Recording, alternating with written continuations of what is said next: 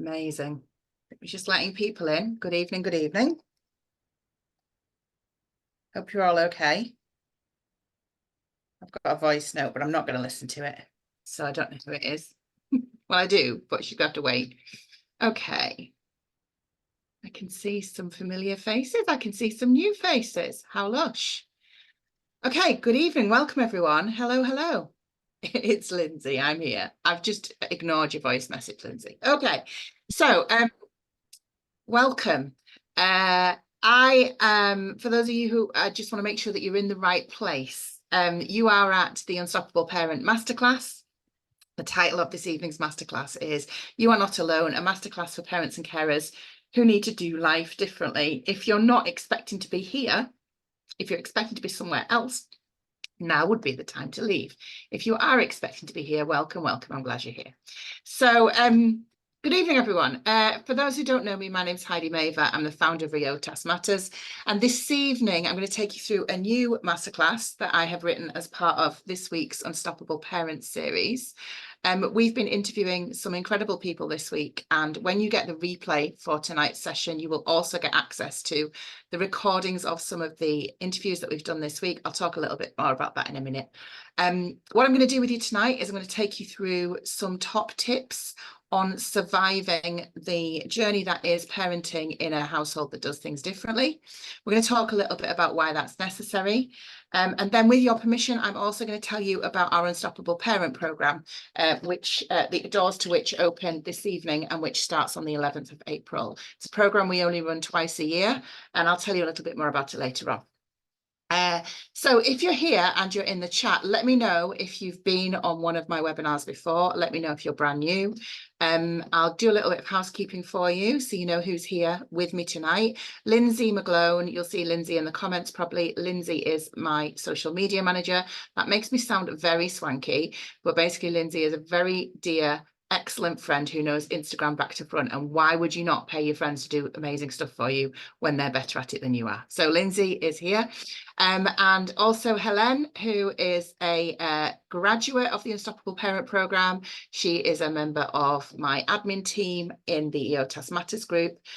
She and I have known each other for a couple of years, and she's one of my trusted inner circle. So Helen's going to keep an eye on the chat for us tonight, because I am ADHD as heck, and if I try and watch the chat and try and be here, I'll just be a blubbering mess. I might be a blubbering mess anyway. Loads of new people here. That's so lush. I'm so pleased. Quite a few people who've read the book. Also lovely. Thank you for that. And some old pieces of furniture. No offense, old pieces of furniture. I've just been joined by a dog. Hello, dog.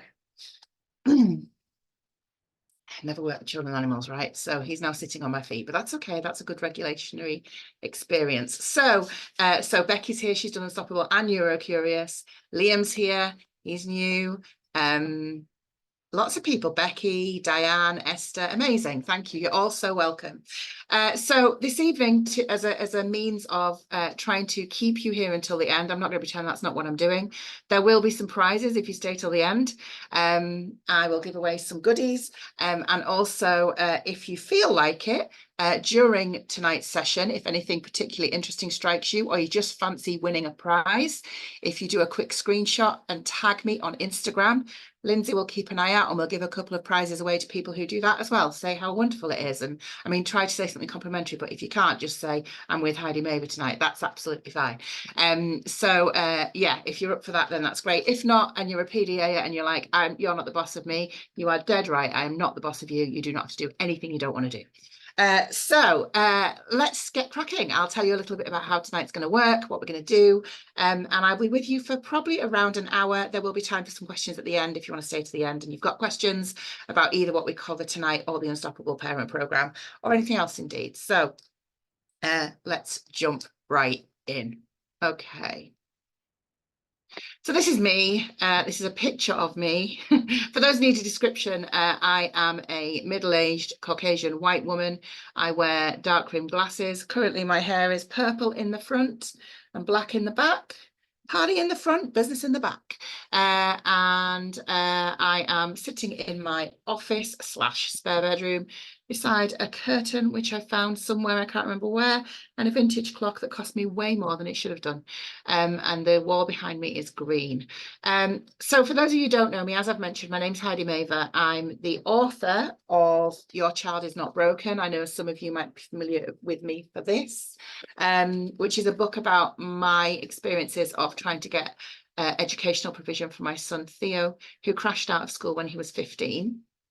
We'll talk a little bit more about that shortly. Let me know in the comments if you read the book. Always makes me feel good when people have read the book. If you haven't, that's totally fine. That's not a requirement for being here this evening. So I'm an author, I'm an advocate. I've been working in the advocacy space for about 5 years, and I'm also an activist. So I do a lot of work in helping to increase awareness around neurodivergence, particularly neurodivergence in children and young people who have barriers to attendance, but also in late identified adults. I myself am an autistic ADHD adult. I wasn't diagnosed until I was in my mid-40s. I spent my whole life thinking there was something wrong with me until someone said, actually, there's nothing wrong with you. It's just that you're autistic and ADHD and no one's told you yet. So quite a lot of the work I do is around helping other neurodivergent adults come to terms with or get their head around what that means for them when they're late identified.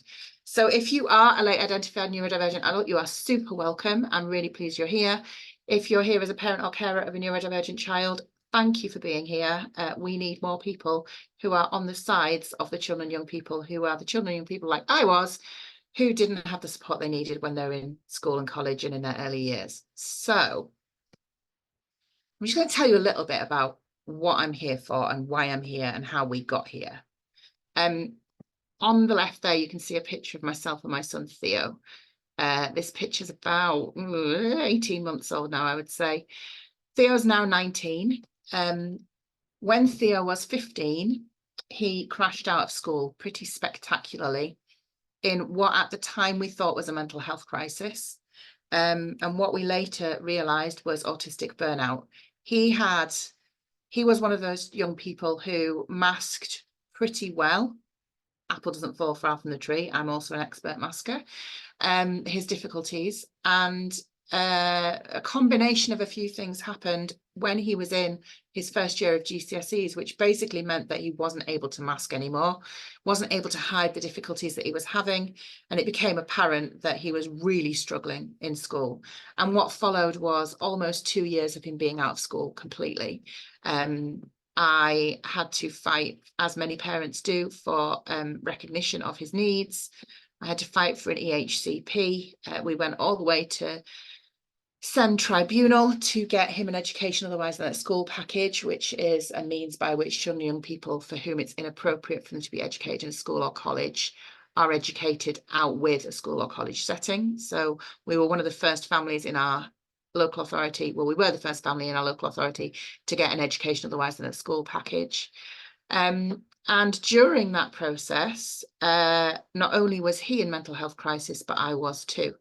And I had previously worked in the disability sector, not realizing that I myself was disabled, but I'd previously worked supporting artists predominantly in the arts sector, supporting disabled artists.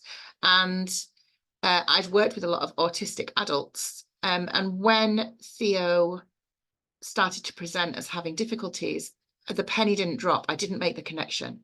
And it was only when a friend who had an autistic son said to me, how long has Theo been autistic for? Or how long have you known Theo is autistic, more accurately?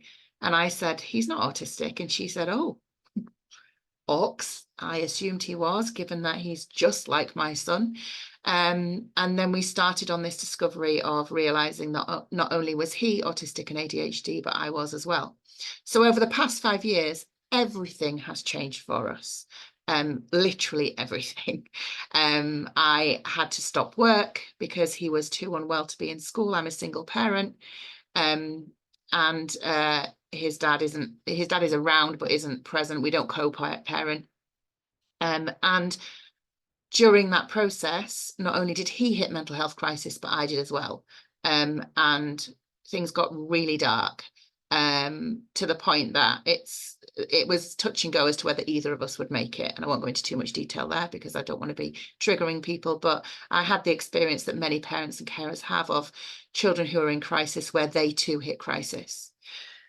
When we came out the other side and Theo started to make a recovery and was then identified as autistic and ADHD, and I went on to then have the same realization and to then have myself identified as neurodivergent, I started doing work supporting other parents and carers. I'd already kind of dabbled a bit, and I was one of those parents that, this is true for a lot of SEND parents, I think, particularly if you're neurodivergent yourself, you get on a bit of a deep dive, you learn as much as you can because you need to for your family, and then you can't shut up about it. So other people come and ask you for help. And that's kind of how EOTAS Matters developed.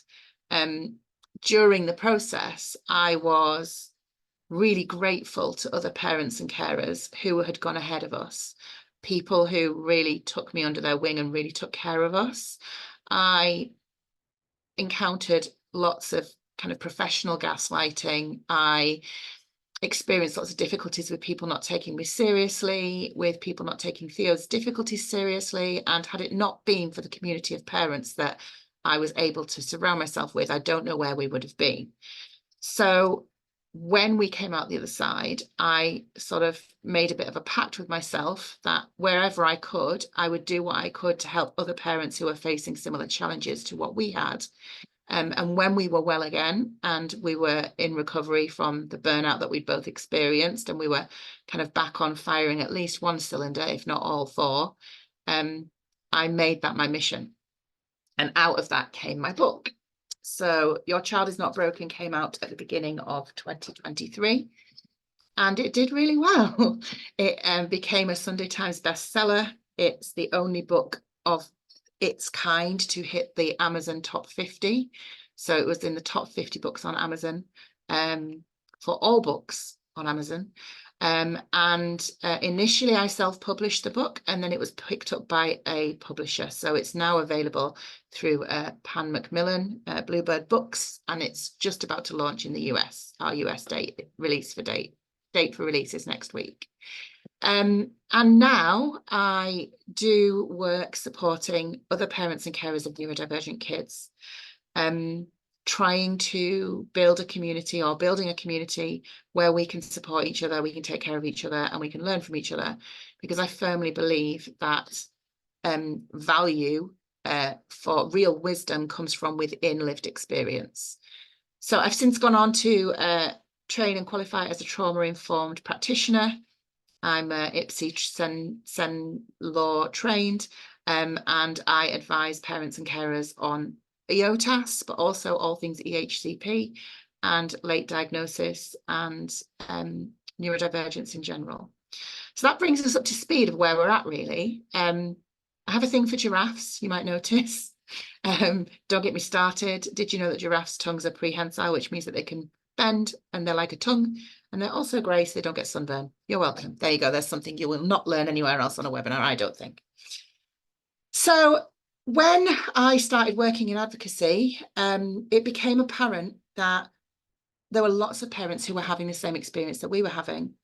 And one of the biggest experiences, the most difficult experiences for me, was feeling like we were the only ones, feeling like we were alone, feeling like no one really got what we got. And we've now got a community on Facebook of 10,000 families who all have very similar experiences, albeit all families are different. And so the work that I do is trying to connect those families and hold space for parents and carers who are learning new things about their children and young people, and also about themselves.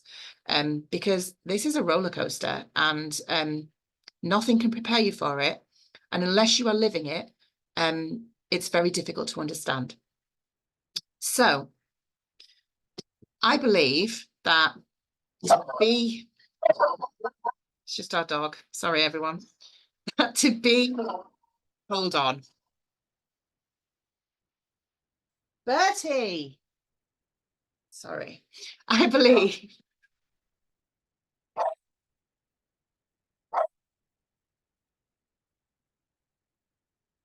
someone sneezed 3 streets away. That's what that's about. Okay. I believe that in order to empower ourselves to advocate powerfully for our children, 1 second.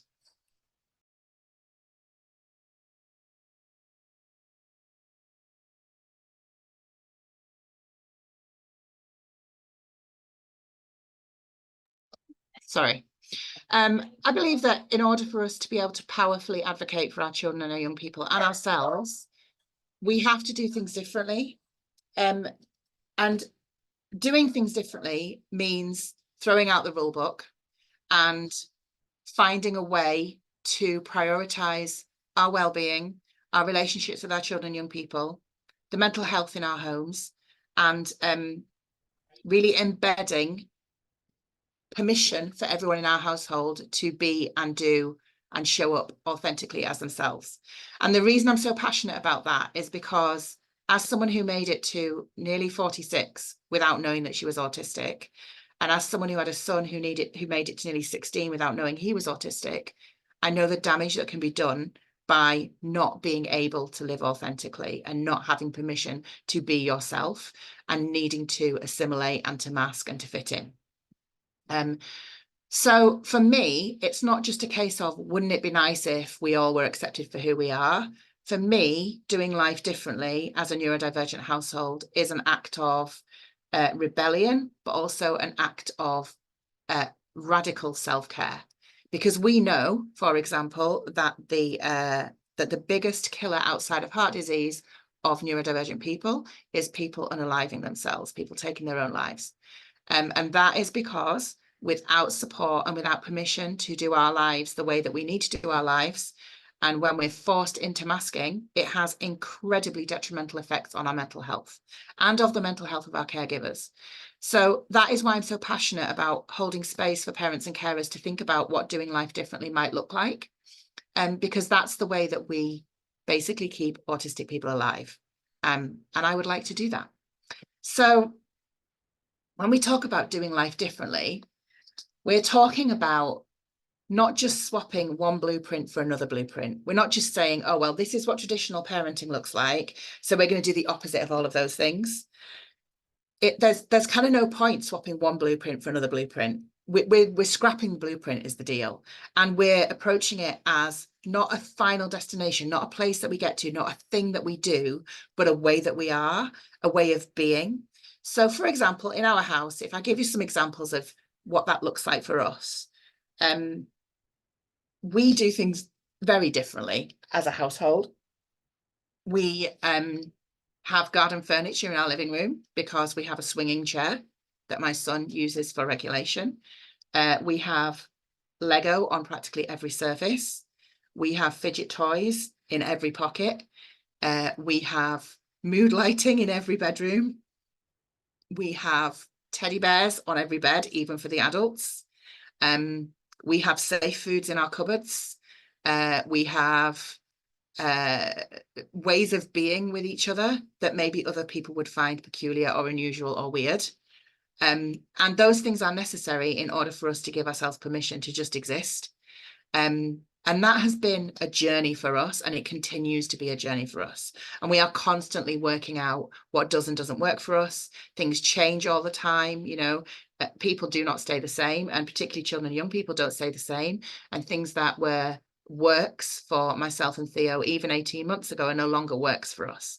So when I talk to parents and carers about doing life differently, I really encourage you to think about, there are things that you can apply. They're kind of like approaches and rules for yourself in terms of giving yourself permission to do things differently that you can apply.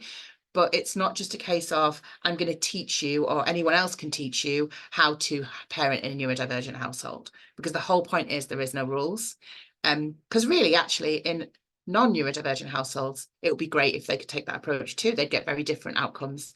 But certainly for our neurodivergent kids, we have to really throw out the rule book and start from scratch and build systems into our homes that honor our neurotypes and honor the neurotypes of our children.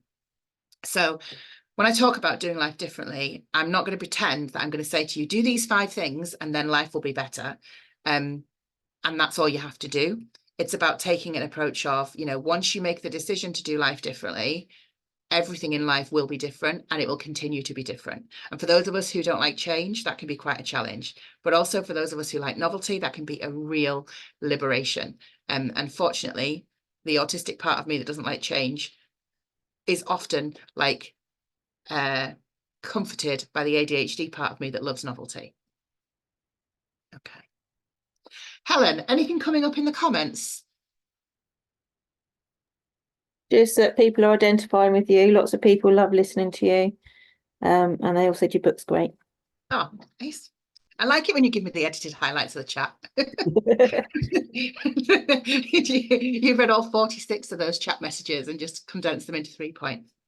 Okay, so what I want to do with you is share with you my top tips for doing life differently.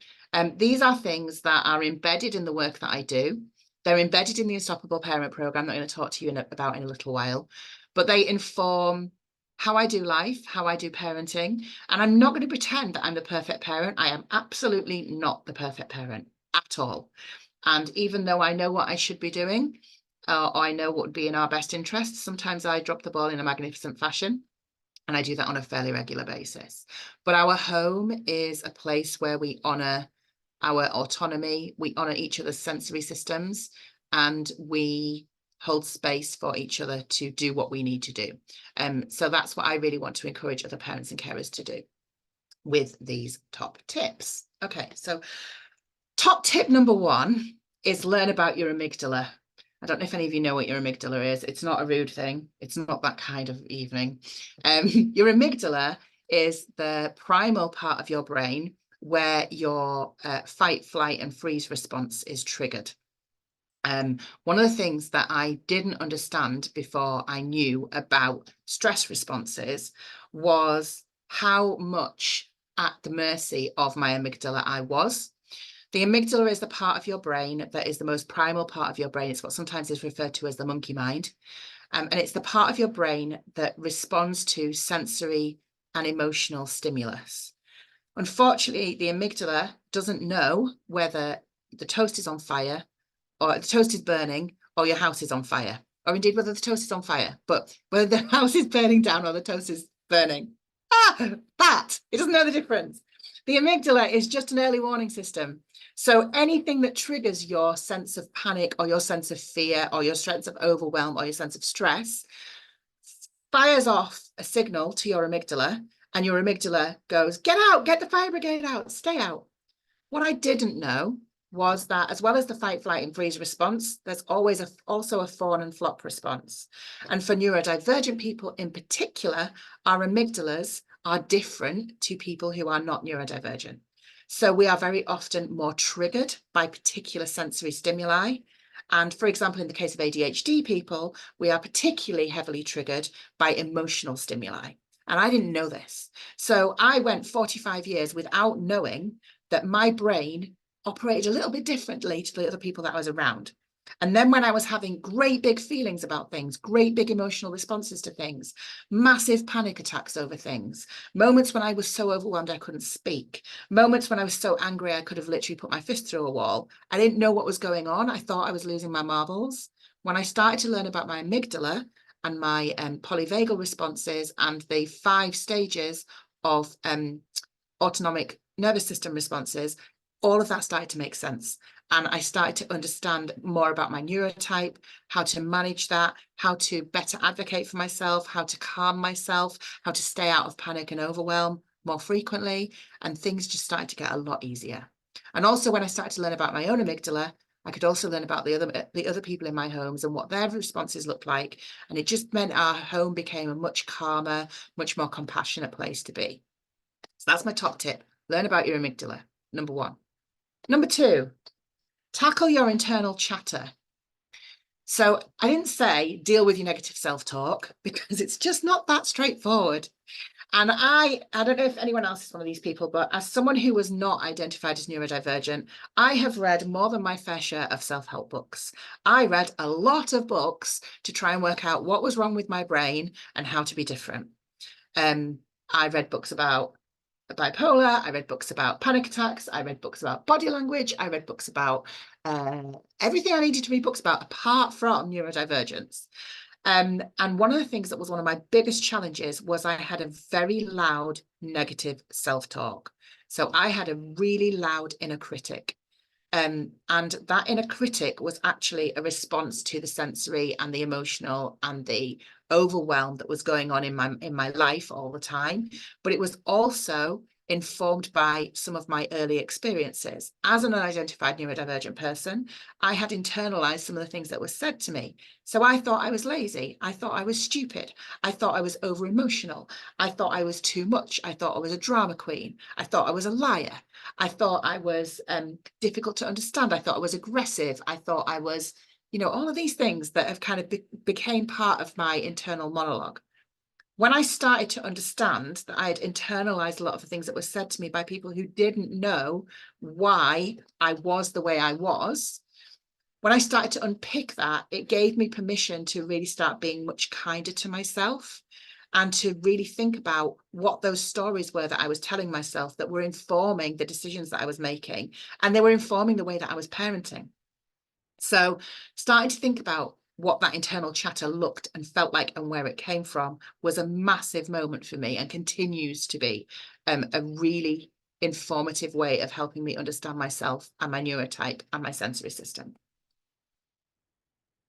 Number 3, and this is something that a lot of parents don't know how to do, and I didn't know how to do, is learning how to set healthy boundaries.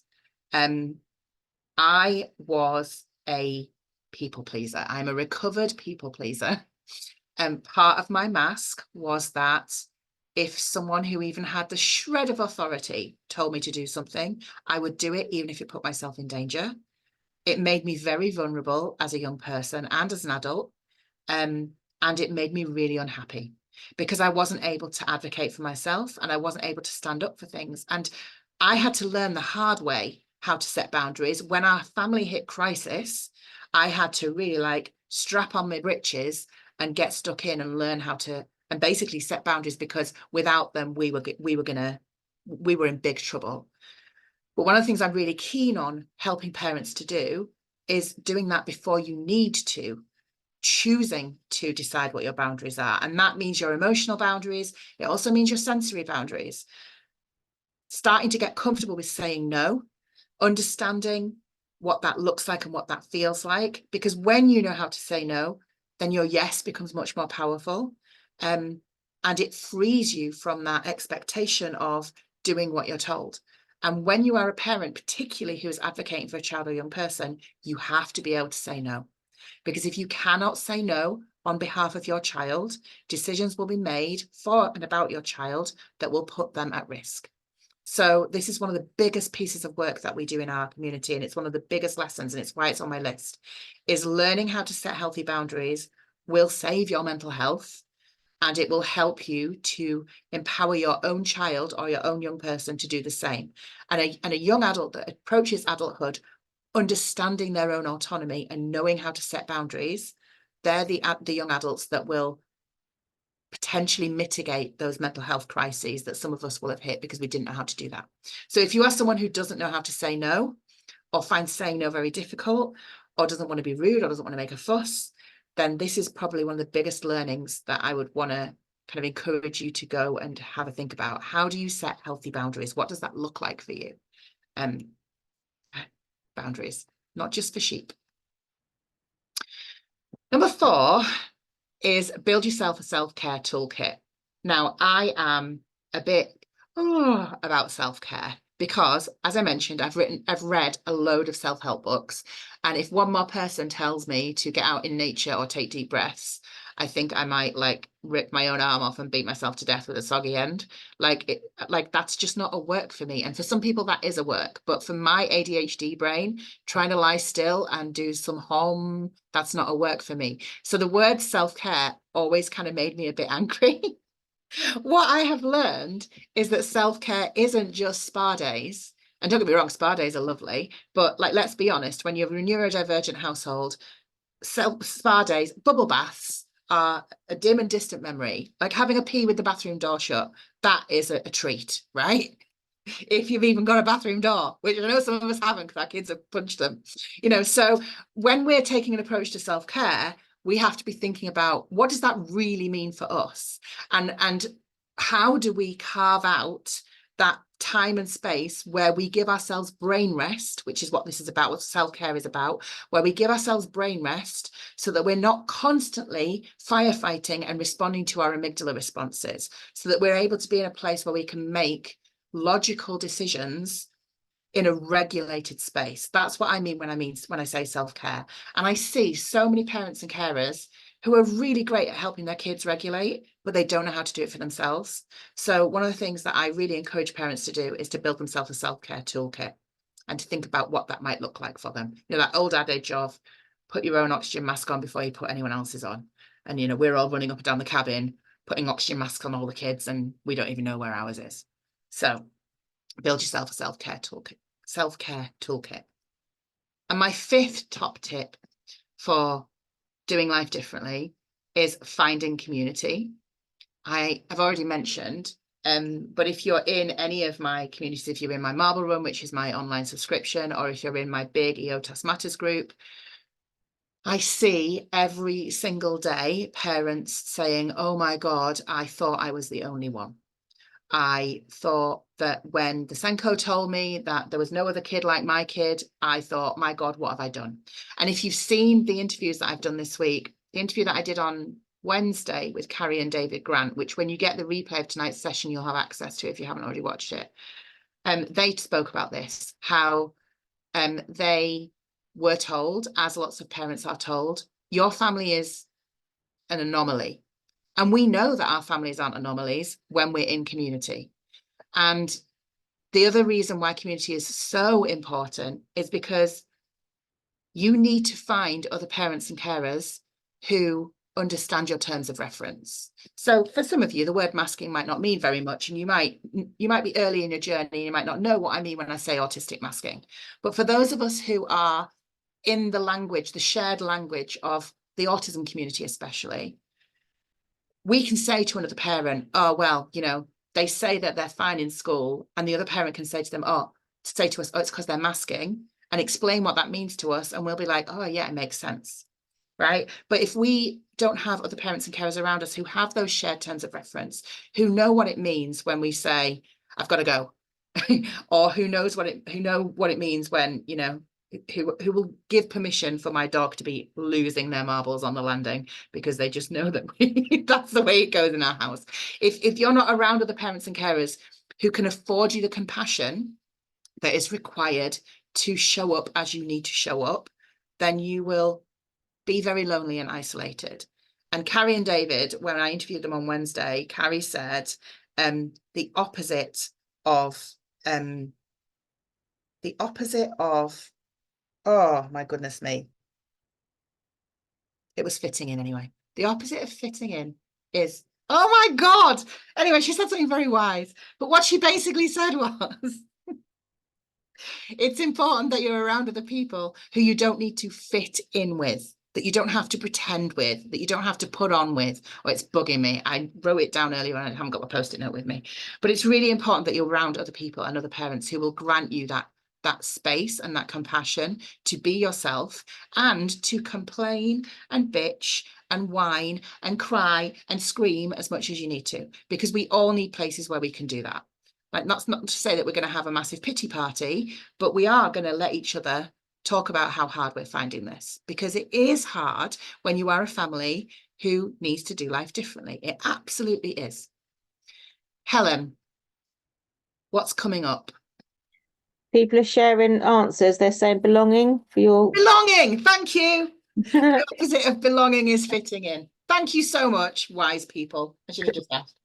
There's lots of people agreeing, and especially with the internal chatter, and that self-care is needed. Finding it very relatable. Lots of a couple of people are talking about PDA with demands and things. How do you overcome that? Yeah, the PD. So my son has a PDA presentation, and I have a very demand avoidant profile. I don't know if I would be identified as PDA. It's very difficult. I think I probably have an internalized PDA for sure. But I think one of the biggest challenges when you're doing this work around trying to empower yourself and get yourself to a place where you're giving yourself permission to do things differently is that, and the people in your home, is that when you are trying to shift your narrative, you will get a bit of pushback yourself, and you'll get a bit of pushback from the demand avoidance in your house. And it's knowing how to navigate that. So yeah, that's a big piece, and it's a big, when the work that we do, I'll mention Kate in a minute, but I do a lot of work with Kate Jones, who's a autistic psychotherapist. She's also the Chief Communications Officer at Neuroclastic, which is the biggest autistic-led nonprofit on the planet. And one of the things that Kate talks a lot about is the importance of, first and foremost, holding space for different neurotypes and prioritizing regulation over everything else. And when I say regulation, I don't mean like tick boxes and we're going to regulate. I mean, when your brain is not on fire, that's when you're regulated. So working out what that looks like for you and the other humans in your home, and what is required to help everyone in the home to be as well regulated as they can be as often as is possible, knowing that that won't always happen. There's also something about recovering from those moments when you're not regulated, but giving the people in your home the language to talk about what dysregulation looks and feels like. Because otherwise, without that language, it just looks like everyone's very angry all the time. So if we're able to say to each other, I'm just really struggling to regulate right now, then that tells us more than just being screamed at. And by doing that around our children and young people and knowing how to do that, we then model that to them. And for me, as the parent of a PDAer, giving him the language he needs to be able to articulate in that way when he's really struggling with demands has been an absolute game changer. Okay, so with your permission, I want to share with you the Unstoppable Parent Program and show you what that looks like.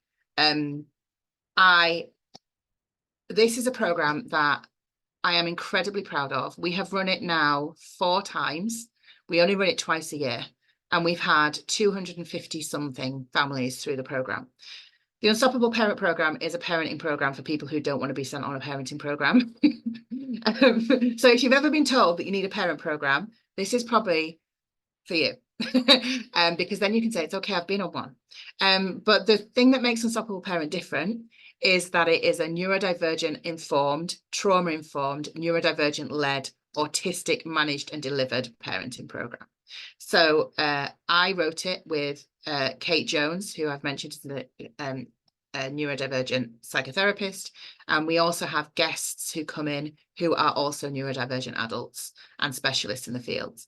So I'm going to share with you, with your permission, what Unstoppable Parent looks like, and I'm going to tell you how you can get involved if you want to. There is no obligation, but I want to show you what it looks like, and if you stay till the end, there's prizes. So yeah, there you go, I'm bribing you.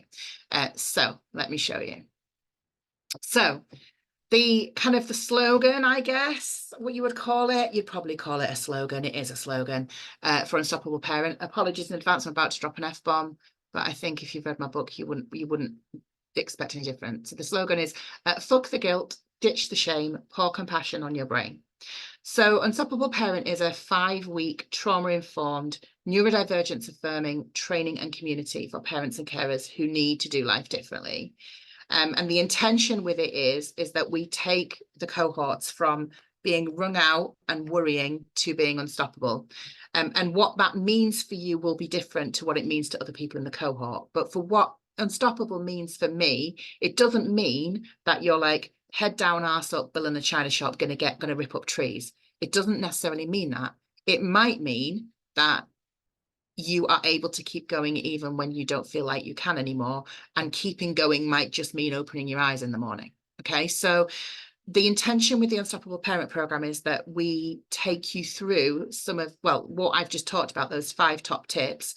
We take you on a learning through those 5 areas, so that at the end of the 5 weeks that we spend together, you've got a good grasp of what that would look like and feel like for yourself and for your family. And you do that in a community with other parents. So the next intake starts on the 11th of April and we run for 5 weeks. So this is what it looks like. We have a Facebook community, which I host, and Kate Jones comes in there with me. We also have a couple of facilitators who are previous members of the Unstoppable Parent cohort.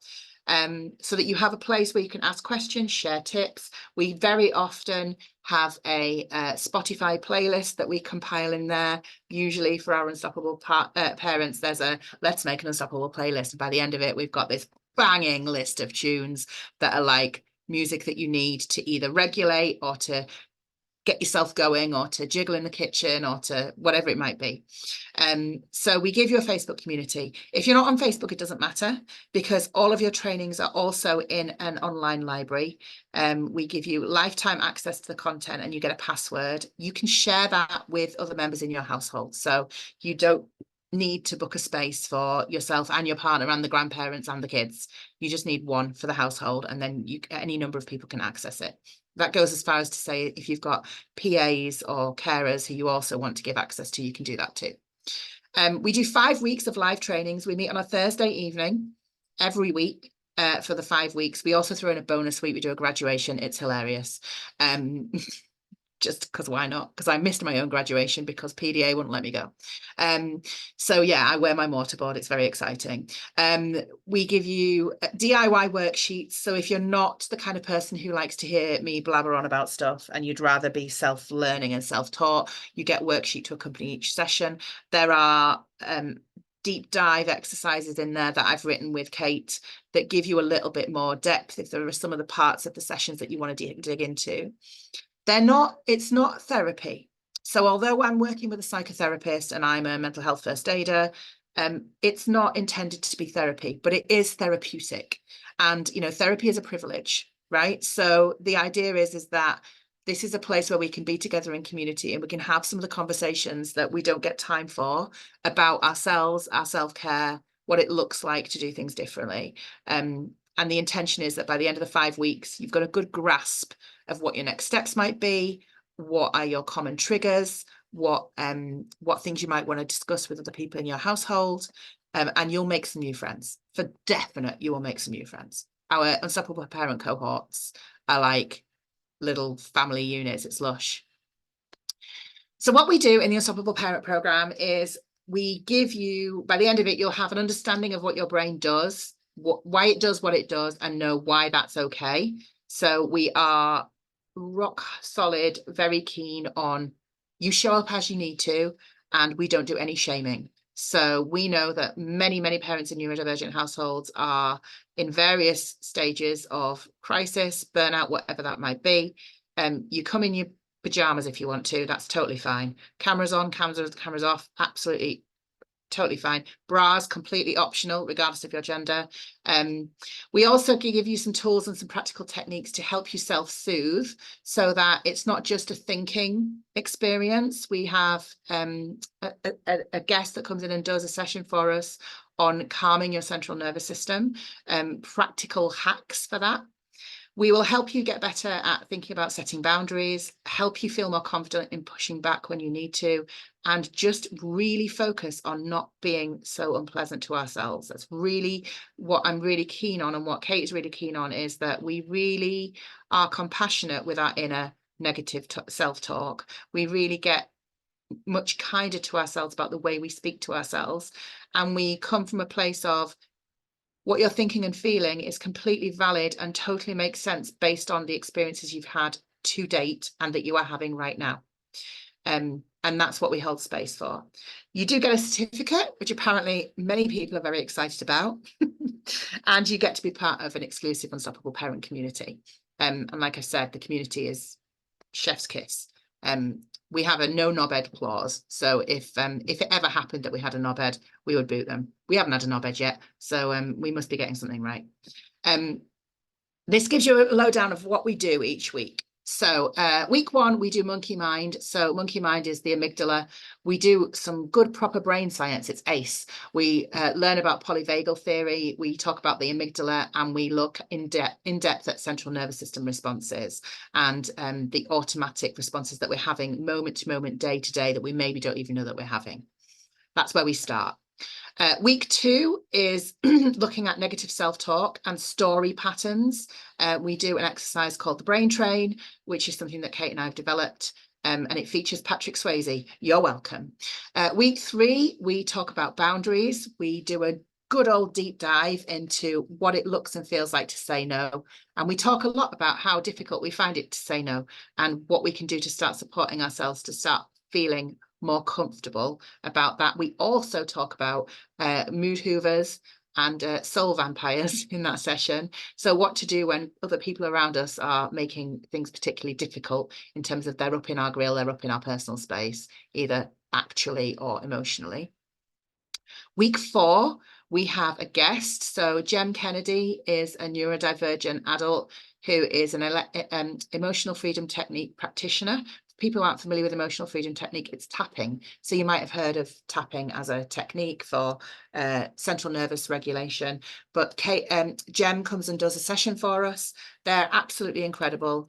They're one of our favourite people to work with. We've been doing it with them now for 2 years, and I don't want anyone else to come and do it because Jem is beautiful and they're the most glorious soul. They're a non-binary parent of 2 neurodivergent kids who they unschool, and they're the sweetest, loveliest, wisest soul. So on week 4, they come and take us through an EFT session, and they do some tapping with us and show us how to reset our nervous system. And then in week 5, we look at understanding our triggers and building our self-care toolkit. And in between these sessions, we have time to talk in the Facebook group, and we also throw in extra bits of content. So what usually happens when we're working together in Unstoppable Parent is that once we're all in there together, people are finding things that are interesting, and the Facebook group kind of becomes a resource base for us all on, this is interesting, I found this, and we're all on like a lovely big deep dive. If you're someone that likes a deep dive, you're going to love this. We love a deep dive. We also offer some bonuses as part of Unstoppable Parent. So I've already mentioned we have some guests. So Jem Kennedy is our guest that comes in week 4 and does emotional freedom technique. Kate is officially a guest, but Kate is there and part of the furniture from the beginning. If you haven't come across Kate, because she kind of hides and I just roll her out for things, but she is just incredible. And if you find me a bit full on, you will love Kate. She's like the yin to my yang. She's like where I'm like, she's and we kind of balance each other out beautifully. And we also usually invite a couple of extra people in as well. I'm not going to tell you too much about that too, but there will be some bonuses. We have bonus Q&As and we have community Zoom sessions, which we put in response to what the group need. So the last couple, we've had a crafting session. Everyone bought their crafts. We had people doing crochet, people doing jigsaws. I don't do craft things, so I was just watching people, not in a creepy way. We did have a show and tell our pets session for the last cohort, where everyone brought something furry and waved it in front of the camera. Not dodgy as it sounds. So we kind of take the lead from the cohort, but we try to facilitate community interaction, an opportunity for you to get to know each other, because we know that really we're holding space for you to learn together, but the real value, the real beauty of this program is the connections that you'll make with other parents and carers. And this year, this time round, we're also offering a month's free access in the Marble Run. For people who aren't familiar, the Marble Run is my online subscription for parents and carers in neurodivergent households. There's over 50 hours of training in there on everything from EHCPs to PDA to burnout to hypermobility to, there's quite a lot in there in EOTAS. There's quite a lot in there on school attendance challenges. If you're already a Marble Run member, don't worry, what we'll do for you is when you join Unstoppable Parent, we will give you a code so that you basically get a month free in the Marble Run. So everyone that joins Unstoppable Parent will be able to get a free month in the Marble Run so that you get that running alongside. Taking Betty for a walk. Okay, it's all right. So how much, as they say in Yorkshire? We try to price this to keep it really affordable and accessible. So you can choose. You can either do a one-off payment of £179, or you can do 2 instalments of £89.50, and those payments is 4 weeks apart. For that, you get 20 hours of trainings, Q&As, and guest sessions. You get full access to the Unstoppable Parent program.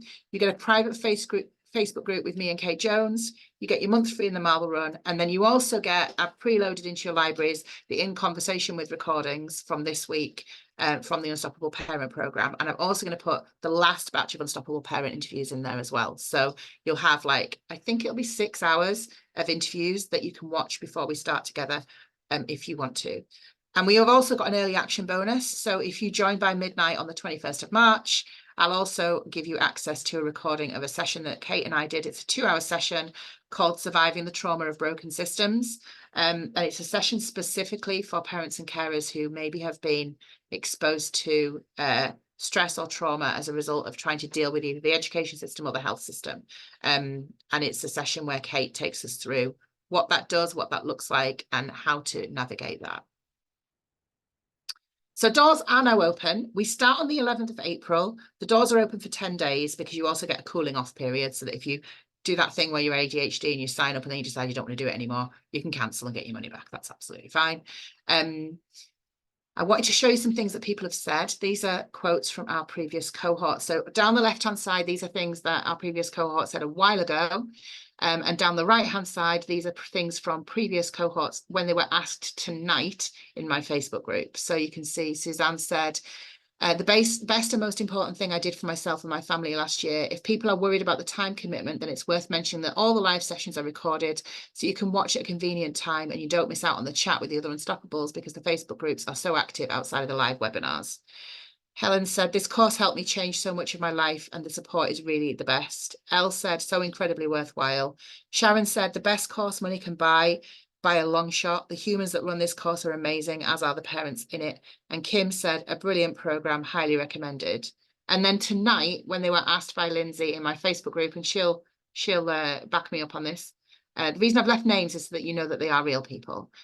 Sam said, amazing, easy to follow and extremely knowledgeable sessions. Orla said, life-changing, honestly learned so much about myself and how to advocate and met my tribe. And Emily said, absolutely amazing. I was in a really sad place and this reminded me who I was, taught me a lot more about myself and helped me get better. Loved it and still miss those Thursday nights. So doors are open, but I'm here for questions. So if you've got questions about Unstoppable Parent and you want me to answer anything that you need to know, please throw them at me now or throw them at Helen, and she will do a little bit in the chat for me, and I will do some prizes. I totally forgot. Lindsay, if you are still here, did anyone manage to get off here and tag me on Insta? Because if they did, I'll do some prizes, and if not, it's totally fine. And Helen, have we got any questions? And just while we're doing that, I'm going to pick some winners for some prizes. Yeah, someone asked what time is it on Thursdays. I said 7 or 8 normally, but I didn't know for definite. Yeah, we do it. What we do usually is we say it's either going to be 7, 7:30 or 8, but we let the cohort decide. So once we bring everyone into the Facebook group, we say what time will be best for you and we go by majority. So yeah. Oh, brilliant, Lindsay, thank you. So Charlotte Mumford has done a post on Instagram. Charlotte, I think you already have a copy of my book. So I will send you a £25 Amazon voucher. Please send an email to hello@eotasmatters.co.uk and we will make sure you get a voucher. Tash is asking how much the Marble Run costs. The Marble Run is £27 a month and you get it free included. It's just been asked, is Unstoppable Parent part of the Marble Run or separate? But it's separate. Delina's asking. Yeah, sorry, it's separate to the Marble Run. So the Marble Run is place where all my webinars are and you get the Marble Run community, but this is a separate course. It's a 5-week course that I do twice a year with Kate. This is going to possibly be the last time we run it live. We might record future ones just because it's hard for Kate and I to find time for us in our diaries, but yes, you can share me on Facebook, Sam, of course you can. But yes, we will run it again, but I don't know if we'll run it live. And if we do, it will be, where are we at now? March. It will be after the summer if it runs again this year. Emma's asking, will this be saved so I can listen to it again, please? Yes, you will get a replay on an email with tonight's masterclass, and you'll also get links to the Unstoppable Parent in Conversation With sessions that we've done this week. And if you stay on my mailing list, you'll get mailings from me about Unstoppable Parent for the next 10 days. But you can opt out of that, so don't worry. It's an hour on a Thursday evening, yes, Dawn. And we post the replay into libraries so that people can see them quickly. Someone was asking about That's how much the Marble Run costs, Bob. I've answered that. It's £27 a month.